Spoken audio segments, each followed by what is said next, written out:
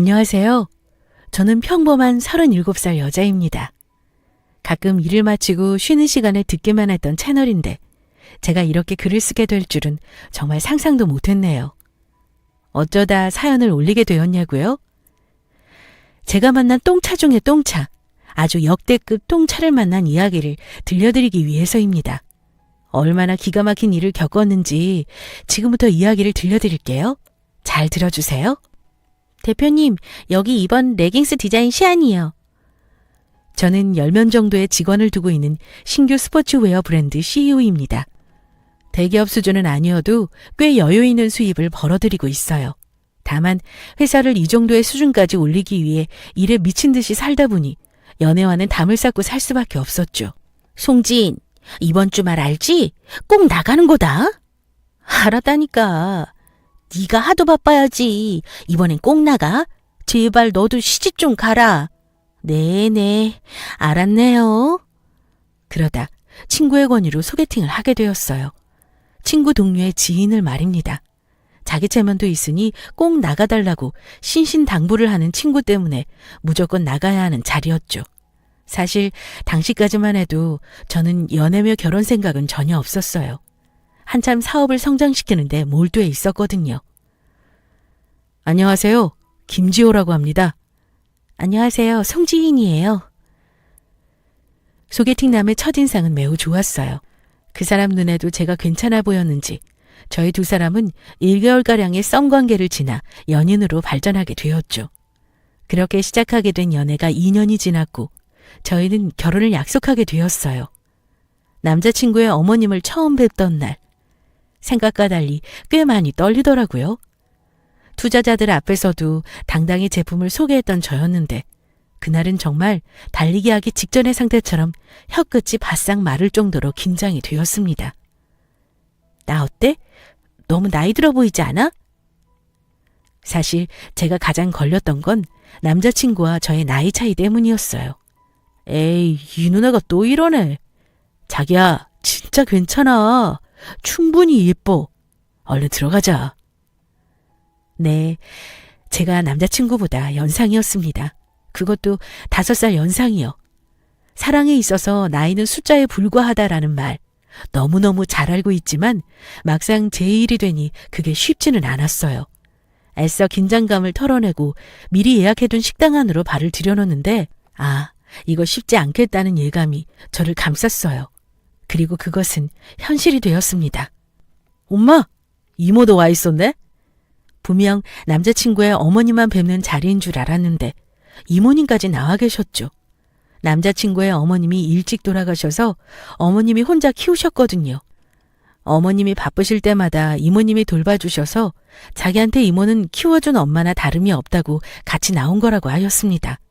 아차, 본격적인 얘기를 하기에 앞서 호칭 정리 좀 하고 가겠습니다. 지금부터 남자친구의 엄마를 시모, 이모님을 이모라고 칭할게요. 호칭이 너무 길면 글을 읽으실 때 헷갈릴 수도 있으니 말이에요.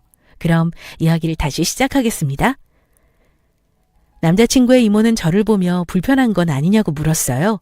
어차피 가족이 되면 자주 볼 사이니 어색해하지 말라면서 말입니다. 앉아요.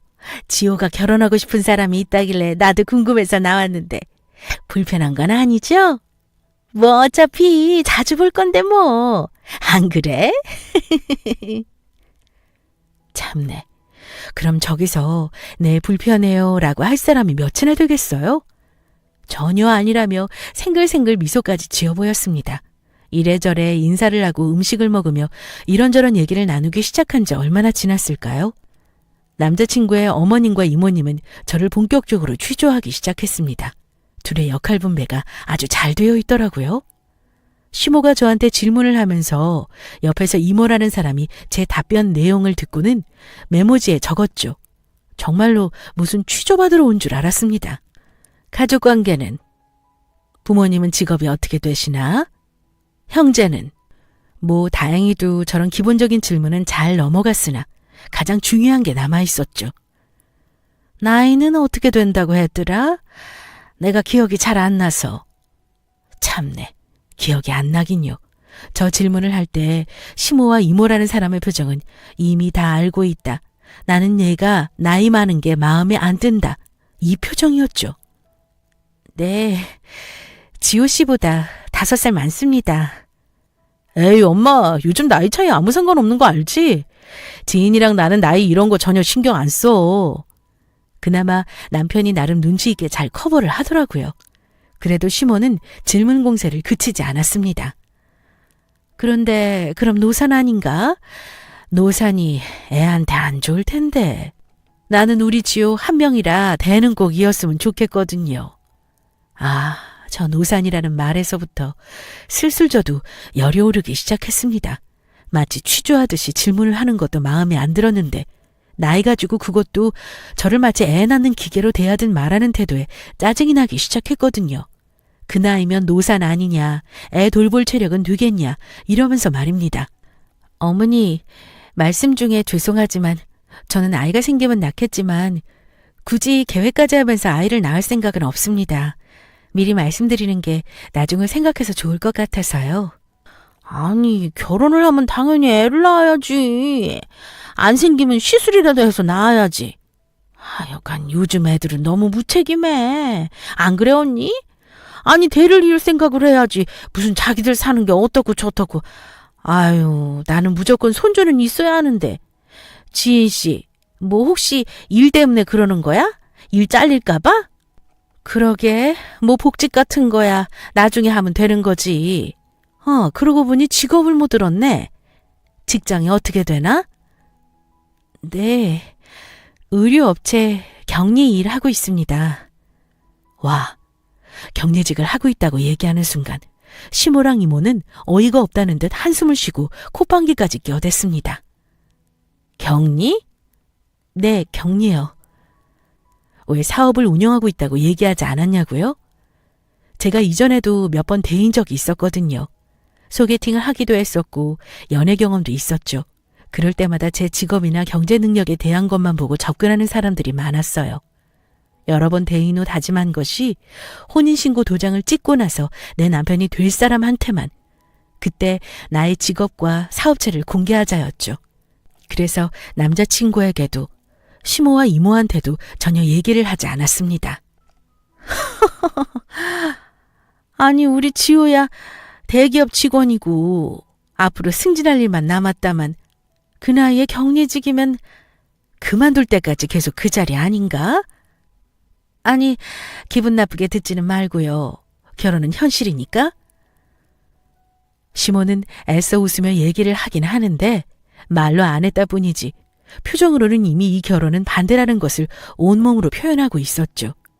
시모 말은 자기 아들은 대기업에 입사한 지 1년 차긴 하지만 그래도 대기업이고 앞으로 승진할 기회가 널려 있는데 너는 그 나이에 격리면 거기서 돈 버는 건 고만고만한 거 아니냐.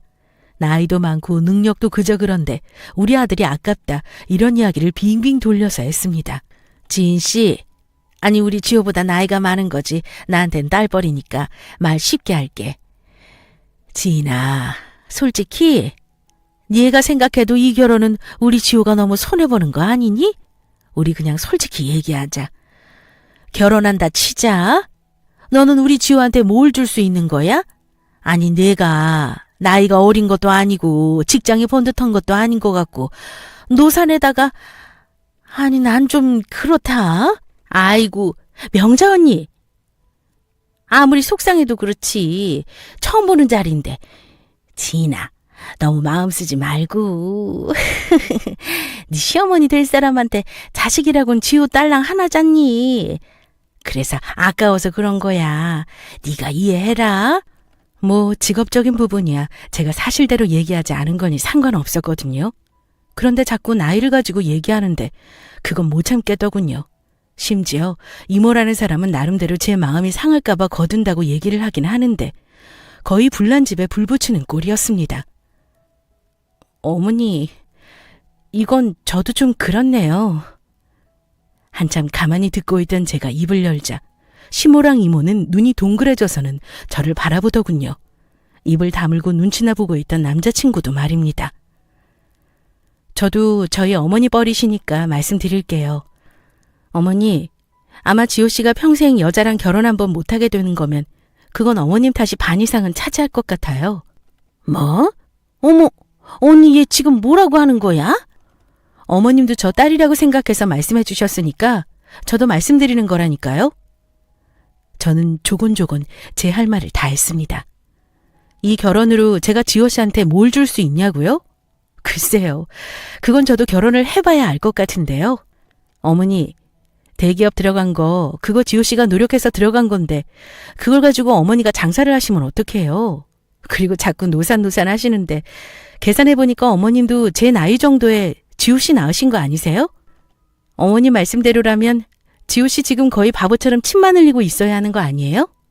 지호 씨 머리 나빠? 아픈 데 있어? 아니지? 성진, 너 지금 뭐 하는 거야? 뭐 하긴 끝내는 거지. 지금 여기 와서 들어보니까 내가 너랑 결혼하기에는 조건이 하나도 맞는 게 없어. 나이도 많아 능력도 없어. 안 그래요, 어머니? 어머님이랑 이모님 말씀하신 게 이거죠? 그럼 제가 이 결혼 안 하겠습니다. 앞길이 창창한 지호 씨 인생을 제가 막으면 안 될 것 같아서요. 그럼 먼저 일어나 보겠습니다. 아, 제가 능력이 없어서요. 지호 씨, 밥값은 지호 씨가 좀 내주라. 대기업 다니잖아. 잘 지내? 다시 생각해봐도 내가 무슨 정신으로 저렇게 할 말 못할 말 다 하고 나온 건지 스스로한테 놀라울 때가 한두 번이 아니에요. 어쨌든 전날 저는 남자친구 놈한테 파혼을 선언하고 자리를 나왔습니다. 뭐 사실 파혼도 아니죠. 그냥 인사하러 갔다가 끝내버린 거니 말이에요. 자리를 박차고 나온 직후 남자친구는 1개월가량 저를 붙잡고 매달렸습니다. 전화를 해대고 집 앞이며 회사 앞까지 찾아오고 아주 난리였죠. 지은아, 나 너무 힘들어. 너 이렇게 끝낼 수 있어? 나는 못해. 지은아, 나는 너랑 못 헤어져. 저런 식으로 술에 취해서 음성 메시지를 남기는 일도 태반이었습니다. 제가 아예 전화를 받지를 않았거든요. 깽판을 치고 헤어진 지 2개월에 다다랐을 때였을 겁니다. 새벽에 정막을 깨고 제 핸드폰이 울려댔어요. 부수수한 상태로 전화를 받았던 저는 이내 잠옷바람으로 밖을 뛰쳐나갔습니다. 시모한테 온 전화였죠. 저한테 다시 만나자고 울고불고 했던 남자친구가 죽겠다며 수면제 한 통을 먹었다면서 말이에요. 부랴부랴 병원으로 달려갔더니 눈이 퉁퉁 부은 채 남자친구 옆을 지키고 있는 시모와 위세척을 마치고 기진맥진 기절한 듯 잠들어 있는 남자친구의 모습이 보였습니다. 참 독하다 독해. 애를 사경으로 내몰아? 너희 마음대로 해 마음대로. 아이고 지호야. 저한테 독하다며 원망 가득한 소리를 내뱉던 시모는 자기 아들 죽는 꼴은 못 본다며 너희들이 알아서 하라고 했죠. 그것도 제가 마음이 동해야 만나는 것 아니겠어요? 그런데 저도 남자친구가 미워서 싫어서 헤어지자고 한 건 아니었습니다. 남자친구가 퇴원을 한 후 결국 저희는 다시 만나게 되었어요. 나는 너희 어머님, 이모님 아직 보고 싶지 않아. 솔직히 결혼도 나는 잘 모르겠어. 그러니까 당분간은 연애만 하자. 그래. 그러자. 나는 기다릴 수 있어. 괜찮아, 지은아. 단, 저희의 만남에서 결혼은 뒤로 미뤄두고 말입니다. 그러나 평화는 얼마 가지 못했어요. 물론 이번에도 시모가 불화의 씨앗이 되었죠. 아들, 지인이랑 있어? 언제 들어와? 정말이지. 제발 아니길 했는데 왜 이런 막장 같은 일이 저한테 벌어졌던 걸까요? 심지어 시모는 아들에 대한 집착이 강했습니다. 무수히 많은 해프닝이 있었죠. 정말 무수히 많은 해프닝이 말입니다. 그중에 가장 진절머리 나게 했던 일을 얘기해 드릴게요. 저랑 남자친구가 같이 3박 4일로 제주도 여행을 갔을 때였습니다. 시모와 이모의 시야를 벗어나서 오로지 저희 둘만 있을 수 있는 곳이라는 자체만으로도 너무 행복했어요. 비행기에서 내려 숙소에 도착했습니다. 신나게 짐을 풀고 방문을 나섰는데 제가 누굴 만났는 줄 아세요? 네, 모두 예상하셨다시피 시모와 그 친구들을 만났습니다. 심지어 저희 바로 옆방에서 나왔어요. 어머, 얘, 너희 여기서 묵니? 어머, 이게 웬 우연이야? 명자야, 지호 와이프 된 아가씨야? 어머, 반가워요. 시모는 아닌 척 놀란 척했지만 저는 분명히 알 수 있었어요. 시모가 저희가 어디에 묵는지 알고 온 것이라는 걸 말입니다. 어떻게 알긴요. 남편 폰에서 발견한 카톡 내용 덕분이었죠. 시모와 마주치고 난 후 떨떠름한 기분으로 남친 차에 올라타서 기다리는데 남친 폰이 울렸습니다. 여자의 감이라는 게 있잖아요. 시모한테서 온 카톡이었습니다. 이 정도면 지인이게 눈치 못 챘지? 내일 아침 같이 먹자. 너희 어디 식당 가는지 카톡해주면 우리가 모르는 척해서 합석하면 되잖아. 아들, 엄마도 아들이랑 제주도에서 사진 남기고 싶어. 뭐 이런 내용이었어요. 글로 적어서 이런 거지 저 톡을 보는데 얼마나 소름이 끼쳤는지 모릅니다. 위에 내용을 보니 숙소도 남친이 알려준 거였어요. 심지어 옆방으로 잡아주기까지 했더군요. 이거 뭐야? 지금 사람 바보 만들어? 차 밖으로 내려 남친한테 폰을 보여주며 따졌습니다. 이게 대체 뭐 하는 짓이냐고 말이에요. 미안해. 그런데 엄마가 나 혼자 키운다고 이런데 제대로 온 적이 없어서 이번에 내가 해드린 거야. 미안해.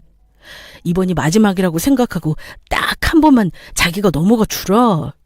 이해해달라고 안 할게. 자기 기분 상한 거 알아. 그래도 이번 한 번만 넘어가 줘. 엄마 생신겸해서 모시고 온 거야. 그래요. 자기 엄마한테 자기가 효도한다는데 제가 뭐라고 그걸 맞겠습니까? 그렇지만 자기 부모한테 효도는 자기 혼자 해야죠. 저를 왜 끌어들여요? 그래, 그러자. 그런데 나는 자기 어머님 생신 같이 챙겨드리고 싶은 마음 없어. 너희 엄마한테 효도하는 거 나 신경 안 써. 그런데 그건 너 혼자 해. 서운해? 그런데 이건 자기가 넘어가줘. 자기도 알잖아. 당신 어머님이 나한테 상처 줬던 것 때문에 나는 자기 어머니랑 마주하는 거 싫어. 생신 챙겨드리는 거 그건 내가 관여 안 할게. 그런데 나는 거기서 빼줘. 저는 남자친구한테 니네 엄마랑 나랑 만나는 일 없게 하라고 했습니다. 그리고 이번 여행에서 시모랑 나랑 얼굴 부딪힌 건 방금 전 복도에서 마주친 게 끝이어야 한다고 말이에요. 그리고 저는 숙소를 따로 잡았습니다. 나는 거기 불편해서 못 있는다고 말이에요. 지인아, 나야. 문 좀 열어줘. 결국 남자친구는 자기 엄마랑 뭘 어떻게 정리한 건지 짐 싸들고 제가 있는 숙소로 찾아왔더라고요. 자기 생각이 짧았다면서 말입니다. 결과적으로야 둘이서 여행을 마치고 서울로 돌아왔지만 여행 내내 찜찜한 기분은 완전히 사라지지 않은 채 남아있었습니다. 어디선가 시모와 마주칠지 모른다는 생각에 말이에요. 또 한 번은 어떤 일이 있는 줄 아세요? 남자친구라는 인간이 저한테 종이백을 하나 건네더군요. 이게 뭐야? 몰라, 엄마가 자기 갖다 주라던데? 어머님이? 왜? 왜긴 자기한테 미안해서 그러지. 내가 말했잖아. 엄마도 나름 마음에 계속 걸려한다고. 빨리 열어봐. 갑자기 웬 선물인가 싶어 남자친구와 함께 설레는 마음으로 봉투를 열어봤는데 세상에 뭐가 들어있었는 줄 아세요? 부적 한 뭉치가 들어있었습니다. 네, 여러분들이 아시는 그 부적이요. 그 부적이 한 뭉치가 들어있었습니다. 이게 뭐야? 엄마 진짜 너무하네. 그치, 자기야? 제 눈치를 보며 남자친구는 어찌할 바를 몰라 했어요. 당사자인 저는 어땠겠어요? 어이가 없는 걸 넘어서서 할 말이 없었습니다. 저한테 뭐라고 말을 거는 남자친구의 말에 대꾸조차 할 수 없이 말이에요. 나 화장실 좀 다녀올게. 스트레스를 확 받아서 그런지 헛구역질이 나올 것 같았습니다. 자리에 실수할 것 같아 황급히 화장실로 향했는데 돌아오는 길에 듣지 말았으면 하는 내용을 들어버리고 말았어요. 아니, 그냥 좋은 부적이라고 하면 지인이 쟤 안 믿는단 말이야. 뭐라고 설명해? 몰라. 그냥 티 안 나게 내가 하라는 대로 포장을 하니까는. 남친 놈이요. 자기 엄마랑 짜고 친 거였어요. 남친은 제가 온 건 알지도 못한 채 자기 엄마랑 통화하느라 정신이 없었죠. 나 몰라. 어떻게 설명해.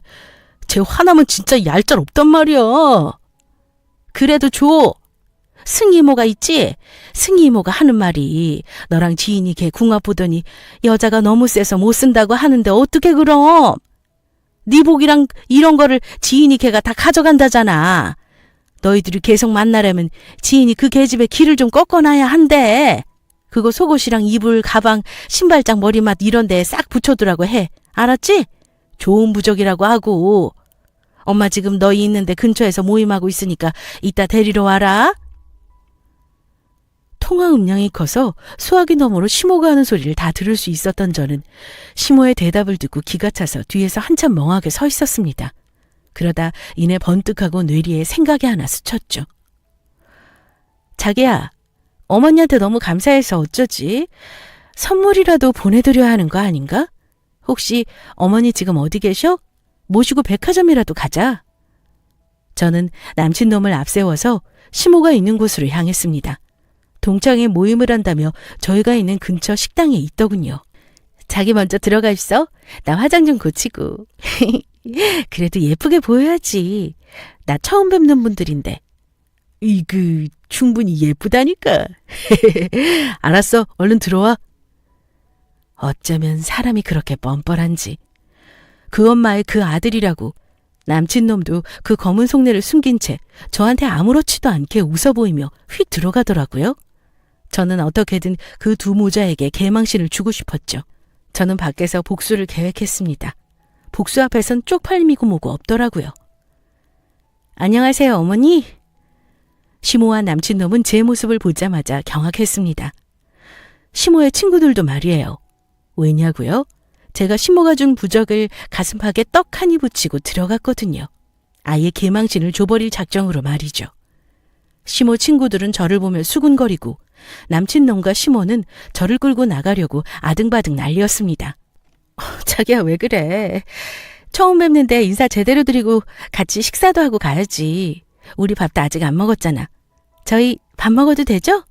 예. 너 지금 뭐 하는 거야? 안 가? 너 지금 일부러 이러는 거지? 응. 차마 친구들 앞이라 큰 소리를 못 내고 시모는 이를 악물고 제게 나가라고 난리였어요. 왜요? 저 이거 어머님이 주신 대로 한 건데. 제가 기가 너무 세서 지호 씨 힘들 거라고 했다면서요? 지호 씨도 어머님이랑 다 얘기하고 나한테 갖고 온 거잖아. 이그 미리 말을 하지. 그럼 내가 미리미리 붙이고 다녔을 텐데. 어머니, 이제 좀 마음이 놓이세요? 그렇게 아드님이 약해서 어떡해요. 괜히 저만 이상한 사람 됐잖아요. 예. 일단 나가서 얘기하자. 저는 시모 손을 뿌리치고 남은 부적을 시모 앞에 놓인 연포탕 냄비에 담궈버렸습니다. 시모와 그 친구들은 제 행동에 당황해서 허둥지둥 난리도 아니었죠. 시모는 얼굴이 울그락불그락해서는 저한테 뭐하는 짓이냐며 노발대발 난리였습니다. 뭐긴요.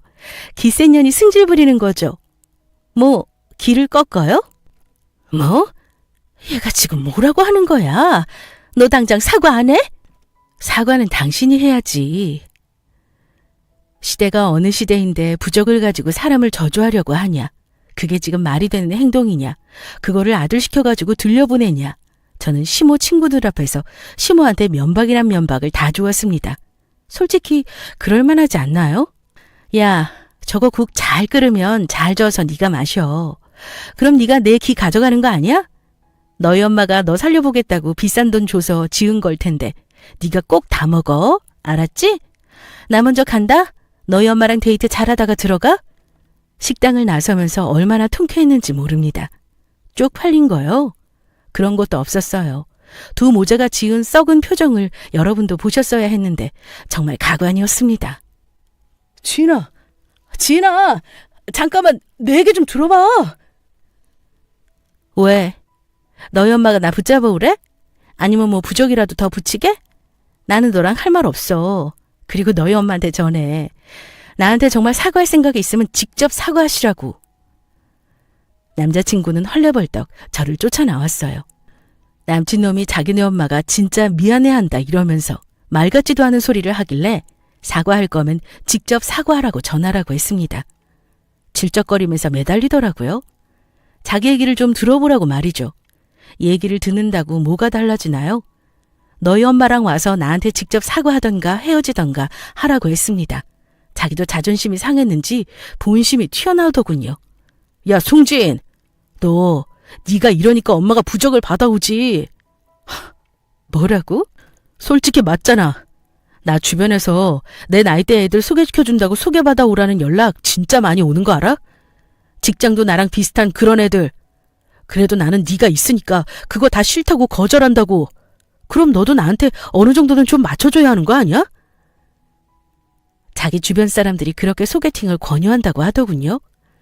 자기 또래에다가 직장도 저보다 좋은 여자애들을 소개시켜준다는 걸 자기가 다 거절했으니 칭찬해달라.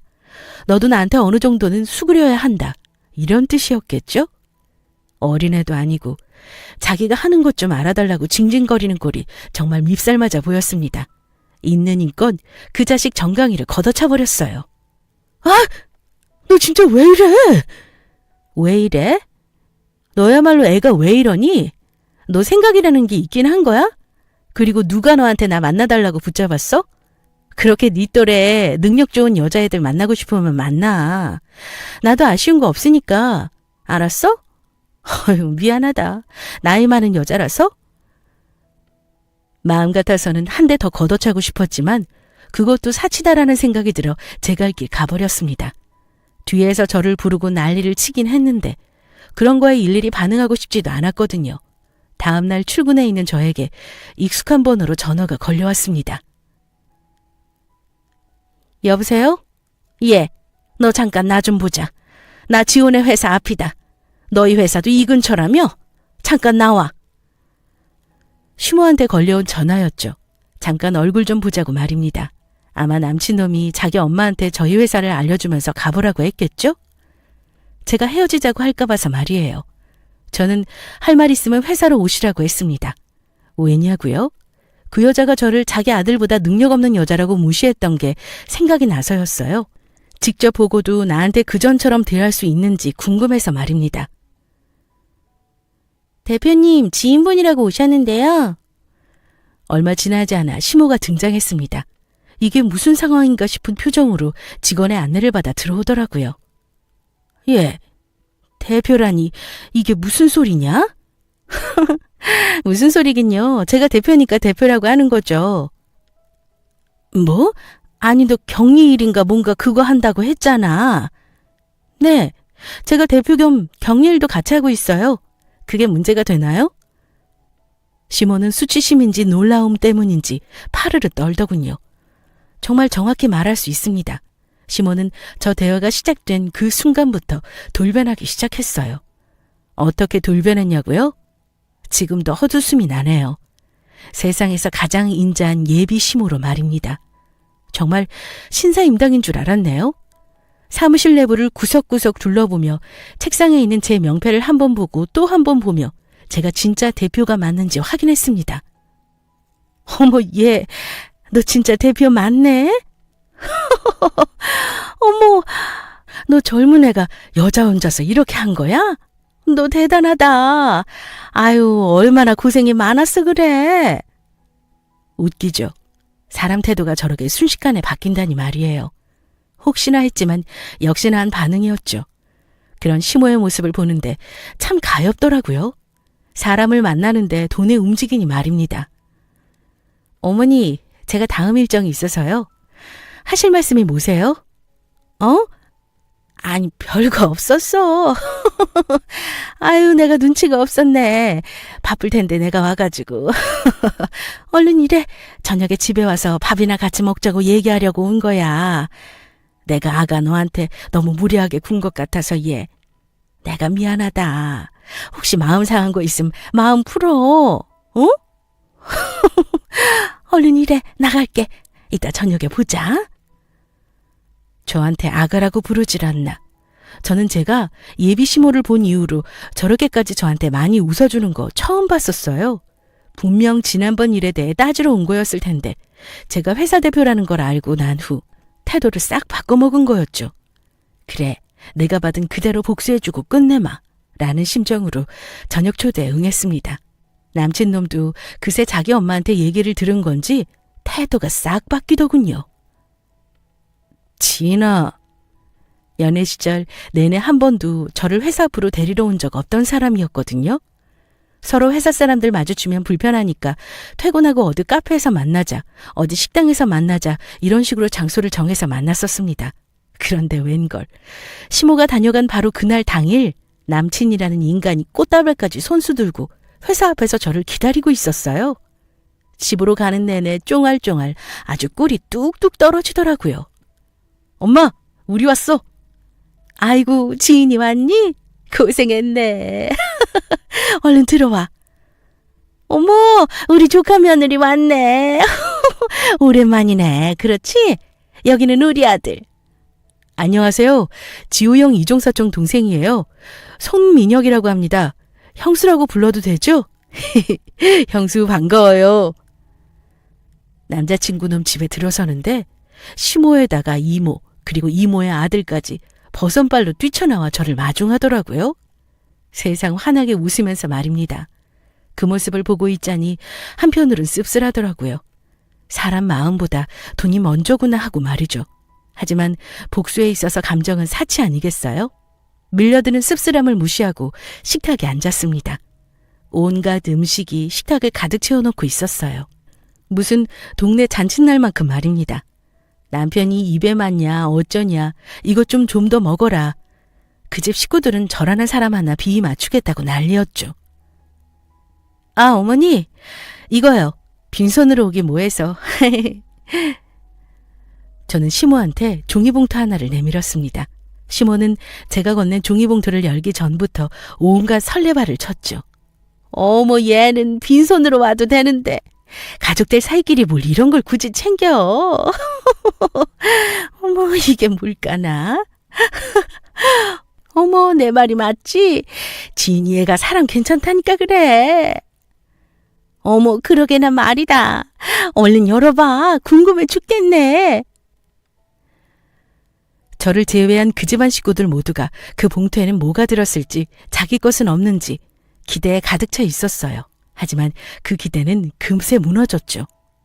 이게 뭐니, 지인아?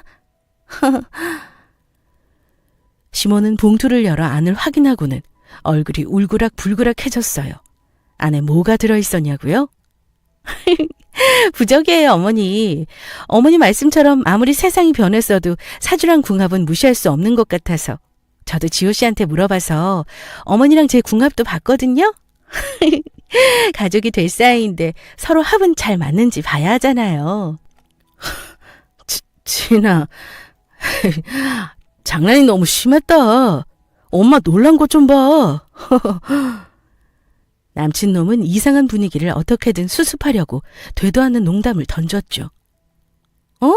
장난 아니야. 자기야, 내가 뭐하러 이런 걸로 장난을 쳐? 어머니, 제가 가서 얘기를 들어보니까 어머님 사주가 사람 잡아먹는 사주라고.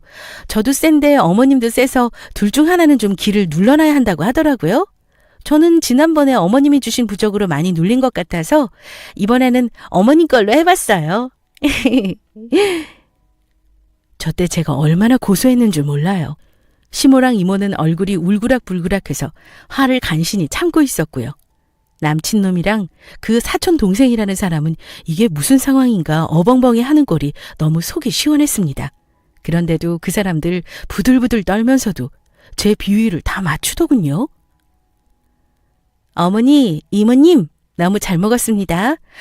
이렇게 기분 좋게 식사한 게 얼마만인지 모르겠어요.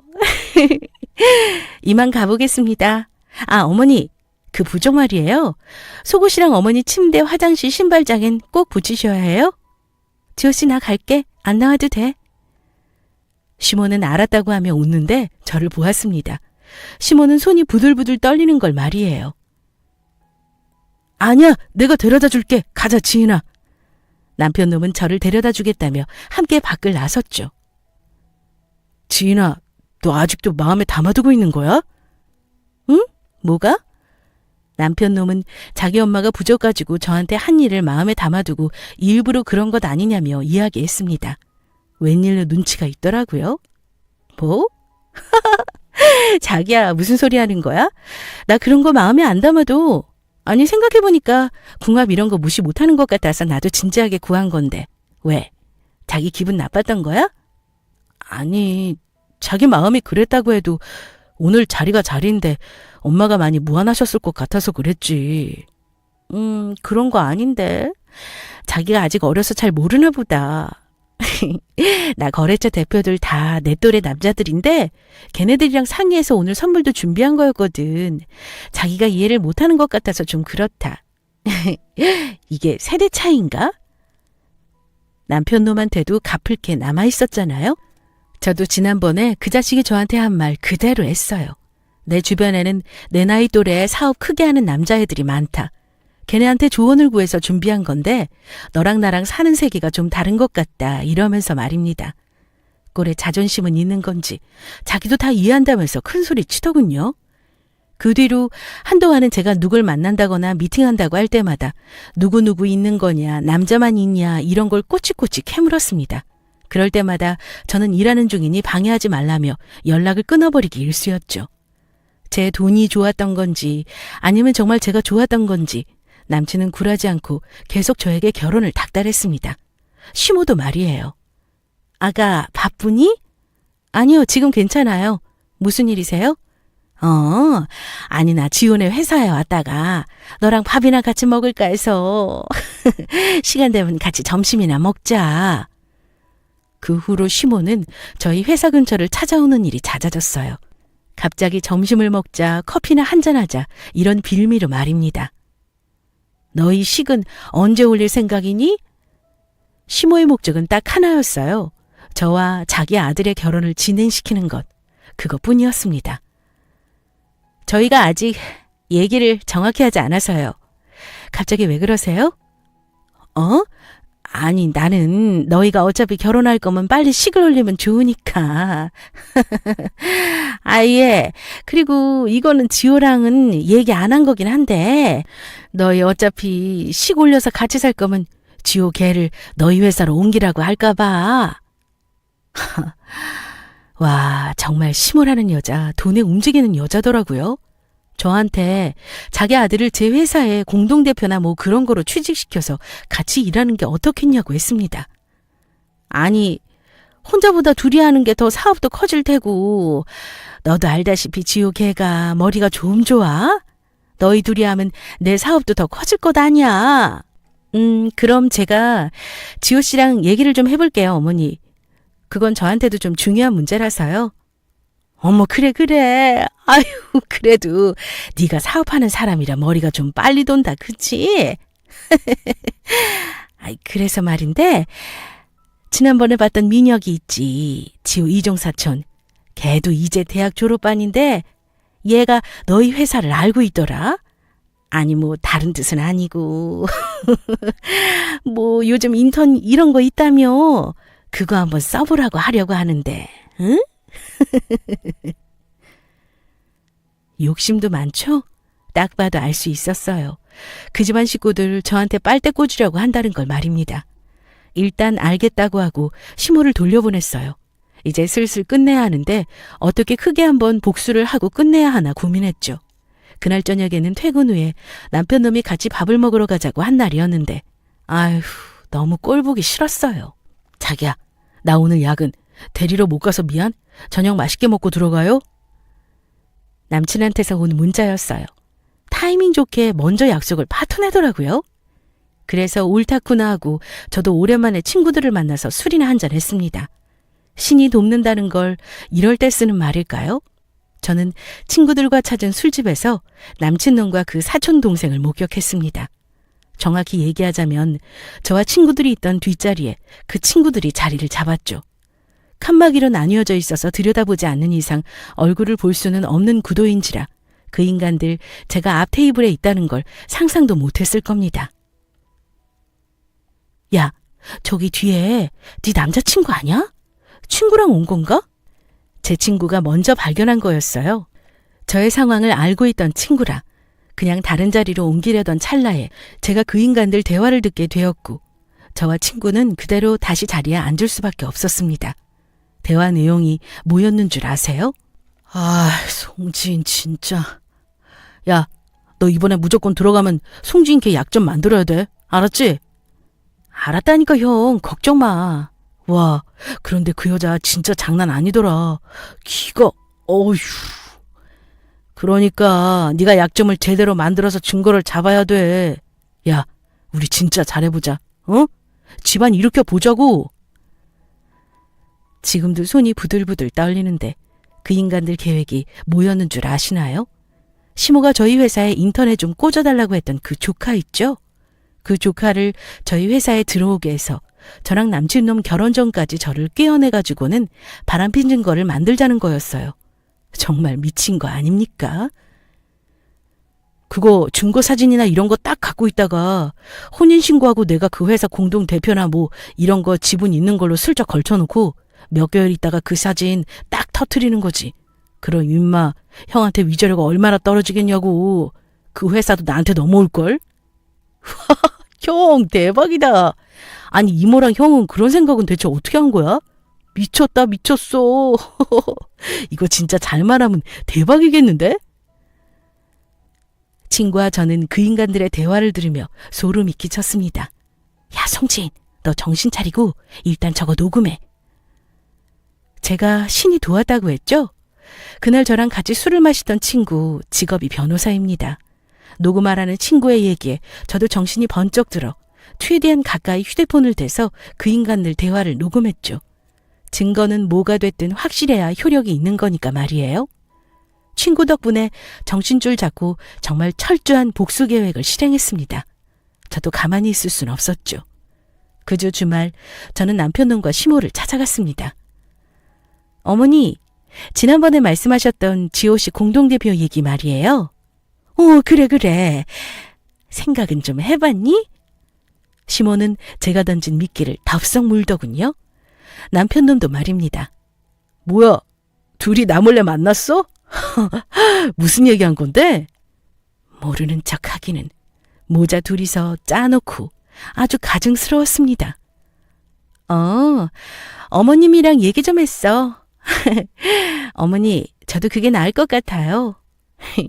혼자 일하기도 버겁고요.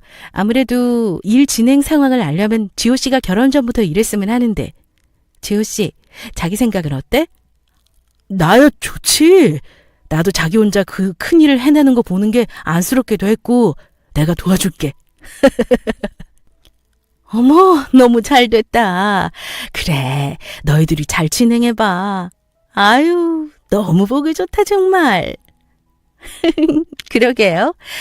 저도 너무 든든한 거 있죠? 지호 씨, 그러려면 지금 회사 정리해야 하는데 괜찮겠어?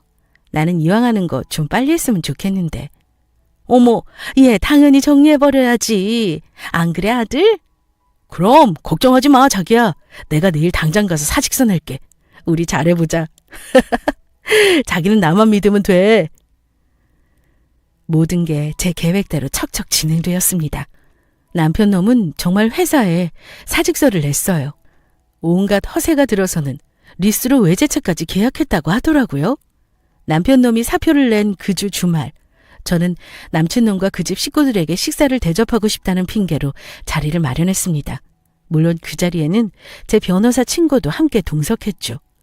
저희가 먼저 도착해 있었고 아무것도 모르는 그 집 식구들은 언제 산 건지 온갖 명품을 잔뜩 휘감고 들어섰습니다. 어머, 어머니, 그거 이번에 나온 제품 아니에요? 어머, 얘가 딱 알아본다니까. 그래, 우리 아들 며느리가 이제 돈 쓸어 담을 일만 남았는데 내가 추리하게 다니면 너희가 뭐가 돼? 찔러버렸지 뭐. 할부로 했어. 걱정 마. 이제 우리 아들 며느리가 갚아주겠지 뭐. 근데 저분은 누구신가? 아, 제 친구예요. 너무 친한 친구라 꼭 소개해드리고 싶어서요. 안녕하세요. 지인이 친구 박설아입니다. 말씀 많이 들었어요? 어머, 얼굴이 너무 좋다. 혹시 애인 있어요? 우리 민영이도 결혼해야 하는데. 웃기지도 않죠. 욕심이 많아서 제 친구 직업이 변호사라는 얘기를 듣자마자 자기 아들은 어떠냐며 이모라는 인간이 불쑥 끼어들더라고요. 뭐 그거야 그 식사 자리가 끝나면 쑥 들어갈 내용인지라 가볍게 무시했습니다. 아, 어머니, 제가 들려드릴 게 있는데 잠시만요. 그 집 식구들이 모두 자리에 앉고 저는 이제 본격적인 파티를 시작했습니다. 이번에 뭘 준비한 거야? 지인이 너 또 부적은 아니지? 아니에요. 이거 한번 들어보세요. 지난번 남편놈과 그 사촌동생이라는 인간의 대화 내용이 틀어졌고 시간이 흐를수록 루마는 서늘해졌습니다. 그 집 식구들의 표정이 사색이 되어가는 걸 목격할 수 있었죠. 녹음 파일이 다 끝나고 제 친구는 그 집 식구들 앞에 내일 접수하게 될 고소장을 미리 보여줬습니다. 아니 대체 무슨 생각으로 이렇게 위험한 일을 계획하신 거예요? 이거 혼인빙자 사기죄로 들어갈 수 있다는 거 모르셨죠? 지호 씨, 아무리 돈이 좋아도 그렇지 이건 너무하네요. 네? 아니 지인아, 이거 우리 맞아? 너 지금 뭐 잘못 들고 온 거 같은데? 자기야, 이건 너무 실수다. 남편 놈은 끝까지 오리발이더라고요. 시모랑 이모라는 인간도 마찬가지였죠. 자기 아들들이 많냐 이렇게 목소리만 들어서 어떻게 아냐면서 말입니다. 아, 걱정 마세요. 여기 동영상도 있어요. 어찌나 두 분이 대화에 열중하시던지 직원한테 부탁해서 찍은 건데 눈치 하나도 못 채더라고요. 내 입으로 소송 바로 들어갈 거니까 그렇게 아시고요. 앞으로 저한테 연락하실 거 있으시면 저 말고 이 친구한테 하시면 되니까 그렇게 아세요. 가자. 그 집 식구들은 난리가 났죠. 졸지에 소송에 휘말리게 되었으니 말입니다. 알아보니 혼인빙자 사기죄로 묶어넣을 수 있다더라고요. 벌금도 벌금이고 잘못하면 실형까지 살게 될 만큼의 무서운 죄목이었죠. 다음날 저는 친구와 함께 소송을 시작했습니다. 남편 놈은 계속 전화며 메시지를 보내왔어요. 회사에 찾아오는 일도 있었지만 경비업체가 있어서 들어올 수가 없었죠. 지인아, 나 회사도 그만뒀고 진짜 아무것도 없는 거 알잖아. 나 당장 외제차도 샀고 엄마랑 쓴 카드값이며 나 진짜 우리 집 팔아도 못 살아. 제발 취소해주라. 어? 제발. 내가 너한테 그러라고 했어? 너 혼자 북치고 장구치고 다 한 거잖아. 나는 제안만 했어. 그걸 듣고 돈 쓰고 회사 그만둔 건 너였고. 그리고 너 내가 마지막으로 충고 하나 하는데 너희 엄마 그리고 너 그딴 식으로 살면 앞으로 더 땅 깊숙이 처박힐 거야. 그러니까 정신 차려. 알았니? 남편 놈은 저한테 합의금을 주고 싶어도 자기 집을 팔아도 부족하다고 했습니다. 맞죠. 제가 합의금을 꽤나 크게 제시했거든요. 더군다나 제 회사 한번 꿀꺽 해보겠다고 잘 다니던 회사도 사직서냈죠. 허세 부린다고 외제차에다 명품까지. 그 집안은 졸지에 길바닥에 나앉게 되었습니다. 저는 잔인하리만큼 철저하게 준비했어요. 그 인간 회사에 복직도 못하게 그쪽 업계에 재직 중인 제 지인을 통해 그 일을 퍼뜨렸죠. 소문을 듣자 하니 정말 그것 때문에 다른 회사에서도 받아주지 않고 있다 하더라고요. 하긴 누가 받아주겠어요? 결혼까지 약속했던 여자 회사를 꿀꺽하려고 했던 사람인데 말입니다. 저와 친구는 아직도 그 일을 얘기할 때면 제 조상신이 저를 돌봐주신 거라고 해요. 제 생각에도 그렇고요. 아주 어마어마한 똥차를 탈 뻔한 걸 구사일생으로 벗어났으니 말입니다. 지금 저는 다시 제 일에 몰두하며 사업을 키워나가고 있어요. 다행히 정말 좋은 사람을 만나 새로운 사랑도 시작하게 되었죠. 제 배경이나 환경을 보는 게 아니라 정말 인간 송지인을 사랑해주는 사람이에요. 똥차가 가도 벤츠가 온다고 하더니 정말 좋은 벤츠를 만난 것 같네요. 와, 이렇게 길게 쓰게 될 줄은 몰랐는데 어느새 이야기가 이만큼이나 길어졌네요. 이제는 그만 글을 마쳐야겠죠? 지금까지 제 이야기를 들어주셔서 감사합니다. 여러분은 저처럼 똥차를 만나는 일 없이 항상 꽃길만 걸으시길 바랄게요.